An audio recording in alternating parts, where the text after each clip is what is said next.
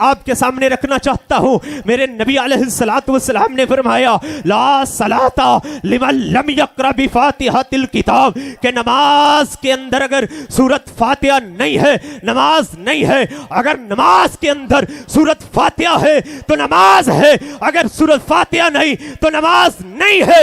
آئیے سنیے, آج میں اپنے مادر علمی کے اندر اس بات کا اعلان کر جاؤں. میں بتلانا چاہتا ہوں اپنے مشائخ کی موجودگی کے اندر کہ نماز ایک دن اور رات کے اندر 5 وقت فرض ہے. اگر نماز نہیں پڑھیں گے نماز نہیں پڑھیں گے پھر جو ہے یہ زندگی فضول ہے, ضائع ہے. تو کہ نہیں پڑھ سکتے بیٹھ کے پڑھو, بیٹھ کے نہیں پڑھ سکتے لیٹ کے پڑھو, اشارے کے ساتھ پڑھو. نبی پاک صلی اللہ علیہ وسلم کی اور حدیث بیان کرنے لگا ہوں.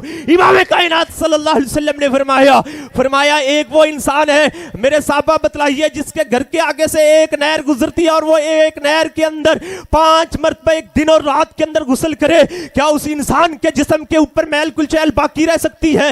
صحابہ نے کہا محبوب جی اس انسان کے جسم پہ میل کل چیل باقی نہیں رہ سکتی. فرمایا وہ انسان جو ایک دن اور رات کے اندر 5 نمازیں پڑھنے والا ہے اس انسان کے جسم کے اوپر گناہ نہیں رہ سکتا جو جس طرح اس کے جسم پہ میل نہیں رہ سکتی.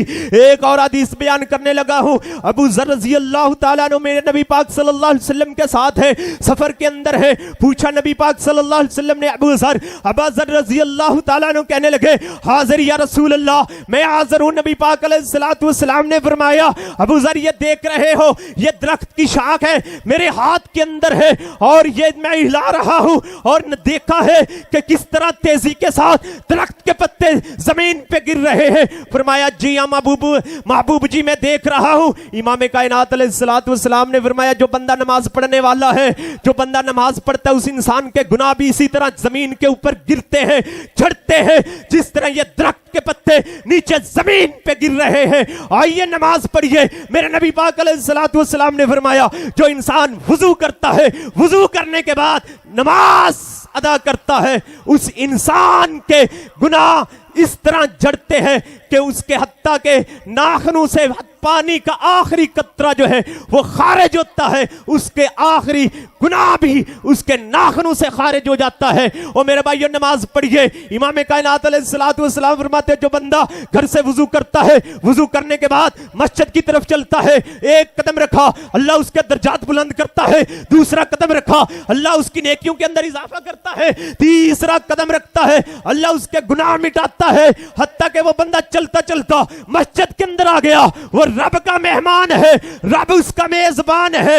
جو رب کے گھر کے اندر آ گیا یہ پھر میرے رب کی ذمہ داری ہے کہ وہ اپنے مہمان کی عزت کرے. اور میرے بھائیو آج میرا اور آپ کا مہمان آ جائے ہم اس کی بڑی رسپیکٹ کرتے ہیں, بڑی عزت توقیر کرتے ہیں, لیکن جو رب کا مہمان بن جائے وہ رب میرا کتنی اس کی رسپیکٹ کرتا ہوگا, کتنی عزت کرتا ہوگا. اور میرے بھائیو نماز پڑھیے. نماز کسی بھی حالت کے اندر معاف نہیں ہے. نماز پڑھیے. نبی پاک علیہ الصلوۃ والسلام کی حدیث صحیح البخاری کے اندر نبی پاک علیہ الصلوۃ والسلام نے فرمایا بین العبد و بین الکفر ترک الصلاۃ, مسلمان اور کافر کے درمیان جو فرق کرنے والی چیز ہے وہ نماز ہے. میرے رب نے قرآن پاک کے اندر بھی اس بات کا اعلان کر دیا اقیموا الصلاۃ ولا تکونوا من المشرکین, نماز قائم کیجئے مشرک نہ بن جائیے. مومن نماز پڑھتا ہے مشرک نماز نہیں پڑھتا. آئیے محدثین کے اقوال بیان کرنے لگا ہوں. امام ابو حنیفہ کے نزدیک جو ہے بے نماز کو جیل کے اندر قید کر دیا جائے, اور امام احمد بن حنبل اور صحابہ کرام کے نزدیک جو ہے وہ بے نماز کافر ہے, وہ مسلمان نہیں ہے. آئیے اسی طرح امام شافعی اور باقی محدثین کے نزدیک جو ہے بے نماز, جناب کسی محدث کا یہ فتویٰ ہے بے نماز کو مسلمانوں کے قبرستان کے اندر دفن نہ کیا جائے, کسی کا یہ فتویٰ ہے کہ اس کے بے نماز کے اوپر نماز جنازہ پڑھنی جائز نہیں ہے. لیکن آج مسلمان جو ہے اذان سنتا ہے نماز نہیں پڑھتا. میں آخر میں یہی کہوں گا مسجد بنا دی شب بھر میں ایمان کی حرارت والوں نے, مسجد بنا دی شب بھر میں ایمان کی حرارت والوں نے, من اپنا پرانا پاپی تھا برسوں سے نمازی بن نہ سکا. وآخر دعوانا الحمدللہ. جزاکم اللہ خیر. یہ تھے جاندار شاندار ماشاءاللہ خطاب کرنے والے